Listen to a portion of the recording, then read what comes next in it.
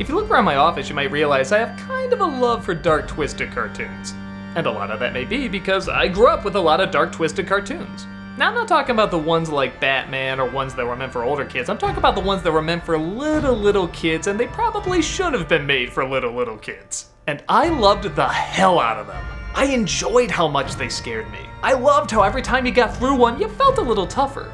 So I'm doing a series reacting and reviewing them. We're gonna analyze how creative they are, how dark they are, and if the dark twisted tone was warranted.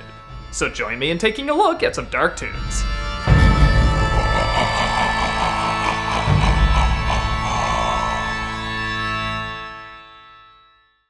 You know how I like to see Mickey Mouse on the verge of being hacked into a million pieces. The Mad Doctor was released in 1933 and was so dark and so intense it was banned in several parts of Europe and eventually became public domain. Let's take a look. Heads up, I know I've done a Nostalgia Critic riffs on this. In fact, actually, I was going to do Mickey Mouse and the Haunted House this week, but all I was thinking while watching it was, I wish I was watching The Mad Doctor, so that's why I'm doing this one, because it really is kind of a classic. Yeah, everything's so lovey-dovey. This is gonna be a grand adventure. Fuck that noise, here's some gothic as hell shit. Honestly, what you might want to do is put on Mickey Mouse and the Haunted House before this, because in comparing the backgrounds, they are just light years different. This one has so much more detail with the clouds, with the house, with the shading. And the Haunted House one is good too, but nothing like this. It really shows how far they've come in, I think, just 4 years. The backgrounds have not only more shadows, but great texture to them as well. Smeared grays, but there's still dimension to them also. And they have to alter it whenever the lightning strikes, so if you pause it and take a look, there's another beautiful picture in there that, you know, you only see for half a second, but if you pause it, it's really wonderful.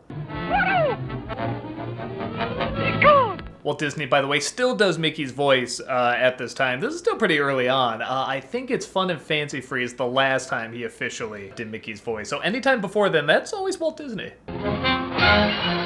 Very classic. Not only just cinematic setup of the dark castle with the lightning and everything, but sort of the use of skull imagery Disney would do a lot. You'd see that again in Peter Pan. You see it in Snow White. You see it everywhere, and it never gets old.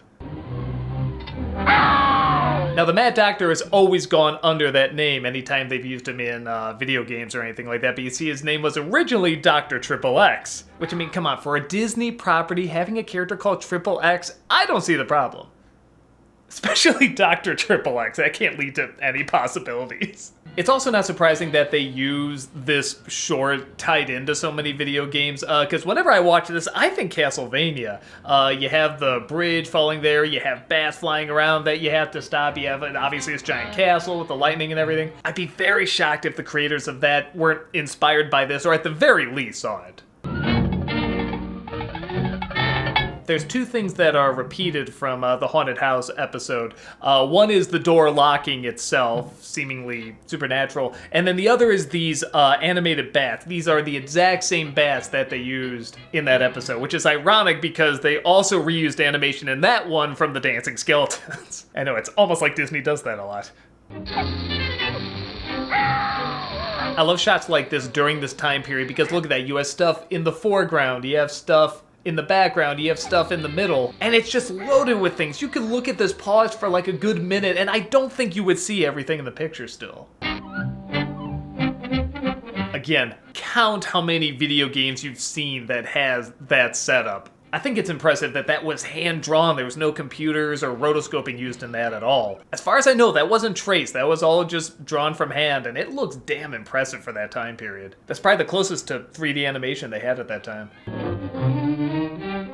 Now this is very clever because you have to cast a shadow on the wall and it has to go past Mickey. Well, how do you do that? Because Mickey's an entirely black character. Well, what they do is they add this shine along him as well, which makes sense because you'll see it's a fireplace. Now, if they didn't do that, you'd see these black lines going through and it would just look like it's kind of connecting to Mickey's arms and legs and it wouldn't look right. But by adding that glow and even adding the gray shading like around his face and shoes and so forth, that glow doesn't become out of place and gives kind of a 3D element to it. At the time, whenever Disney wanted to do anything scary, just do skeletons. It was all skeletons, and they worked. And they were very creepy to me as a kid. They're still a little creepy now.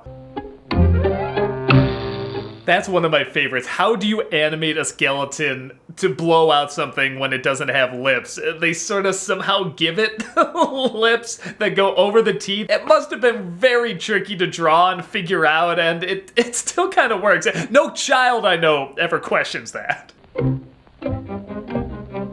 Not only is that a great creepy idea that there's a monster under every step you take, but look at the faces on every one of these skeletons. You could take any of those on their own and they're pretty unsettling. They're very uncomfortable and they're so creatively drawn. Like some of them have gums, some of them only have their upper teeth. Just these little differences between them that add a lot. They could have just repeated that animation with each skeleton, but they didn't. They made each one a little unique.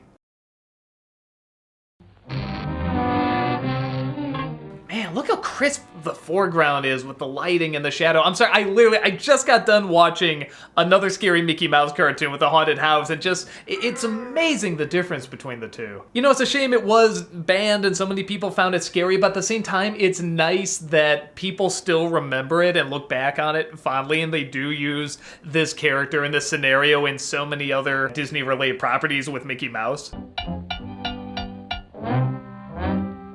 I love that weird-ass little dance. It's so weird. I guess it's the last thing you want to see someone who kidnapped you doing. And here's the great experiment I'm just about to tackle. This character, sadly, was never used in another Mickey Mouse cartoon. However, like I said, he has been used in several cameos and several Mickey Mouse properties and games and so forth. My favorite is in Roger Rabbit, the cartoon Tummy Trouble. At the hospital, they have a picture of him on the wall like he's a doctor to be admired. And even then, he's still so terrifying, he's coming out of the frame. I can grab the chicken's gizzard on the wishbone of a pup. I think the reason this cartoon was too much for people was honestly the details. Like, you look at the saw there's something dripping off of there. Now, they never say it's blood, there's no color in it, obviously, but you can put together what that is. Because the setup at the time is nothing new. Like I said, gothic castles and evil mad scientists and so forth. You know, Ed Wood made movies like this, but with this one, I think just the little touches and the threatening atmosphere and the fact that Pluto and Mickey are so scared in this. I mean, you see Pluto just fighting like as hard as he can to get away from that doctor. It is very intense for kids. Ironically, all that detail and trying to make it more realistic is what made people so terrified of it. Again, as I said in Pluto's Judgment, they love that close-up of the eyes, man. It's creepy. You know what? He kind of looks like me. I should go as him one Halloween. Does anyone else think that looks like... No, just me. Okay. See, like Mickey climbing a ladder and coming across a skeleton, that's nothing too crazy, but going inside his rib cage and being face to face with this thing, those little details I think are what got this banned. Man, look at this. This is totally a video game. Skeletons throwing their head, that's totally a video game. That's what did it. That's what got kids running up the aisles. I'm sure that must have scared the shit out of any child who saw it. I think even most adults would be like, oh, like this is definitely not what you usually see in a Mickey Mouse cartoon, even necessarily a Disney cartoon. Disney could get very, very dark. And it's like the shadow's dead too. You ever notice that? Like after he cuts it, it's not like the top half keeps moving, like it just sort of lays there dead.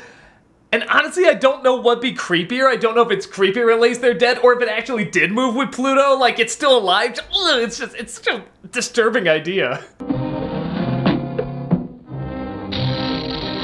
A little bit trivia here, the belts just moving on their own, strapping him to the table, that was something they were going to use in Alice in Wonderland. The original ending was much darker than what we got. It was actually her gonna be strapped down and like the guillotine going up and the queen like standing on the guillotine trying to stomp it down to go faster. And Disney had some fucked up shit, man, and even way back when, they could still utilize it in other stuff, and again, they cut it out because it was just way too terrifying. Again, that is so funny, but so disturbing, because you know what's gonna happen next. One of the things I love about that saw is that when it starts going, the whole thing kind of shakes with it. It feels a little bit more rickety. Again, it would have been so easy just to have a pole with a saw on it. All you animate is the saw going around. But when it starts moving, the whole thing shakes. And again, that's just more unsettling because it's not even a well-made saw that's gonna chop you in half. It's one that's very loose and needs to be tightened up a little bit. Did I say the shadow is what got this cartoon banned? It's this scene that got this cartoon banned. Again, as long as you show it's a dream, you can get away with whatever the fuck you want. I like the fact that Mickey's kind of wrapped himself in the covers too. Like he's getting so into the dream, he was tossing and turning, and now he feels like he's strapped down. Hey Pluto, why is your shadow cut in half? Actually, that would have been a pretty good ending the more I think about it. So there you go, Mickey Mouse and the Mad Doctor. I know you've seen it here before, me doing a riff on it and everything, but it's so good. I mean, the backgrounds, but especially in the foreground, which again, you just didn't see much back then, have so much detail in them. And I think it is one of those cartoons where they really did kind of want to push the envelope of what's scary. Even though animation was very mind-blowing at the time, and they were big hits and everything, there's still this idea of, can we get real emotion out of them? Can we get, yeah, we know we can make them happy. We know we can make them laugh. Can we make them sad? Can we make them afraid? When Snow White came out, that was one of the big scenes, is that when Snow White was dead, Disney was really listening. Can he hear crying in the audience? And he did. And that's one of the reasons it was just so mind-blowing that an animated cartoon could do that. So I don't look at this too harshly as I guess a lot of other people did at the time. For my money, I think Pluto's Judgment is far more terrifying, honestly.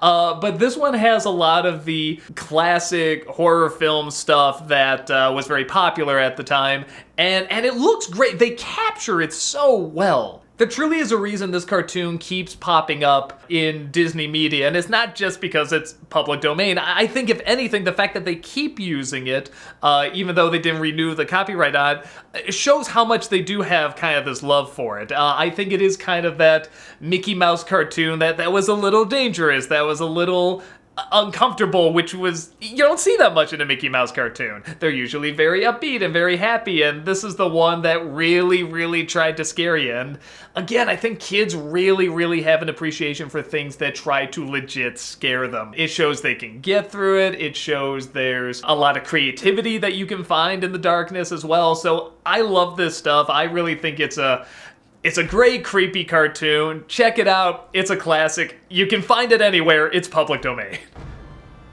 Hey everyone, I got a couple of these lined up. If there's any particular cartoon you want me to look at as being very dark or twisted, leave it in the comments below. Again, I'm not really looking for movie scenes or cartoons meant for teenagers or older. I'm talking about ones meant for little kids, but still scare the shit out of you.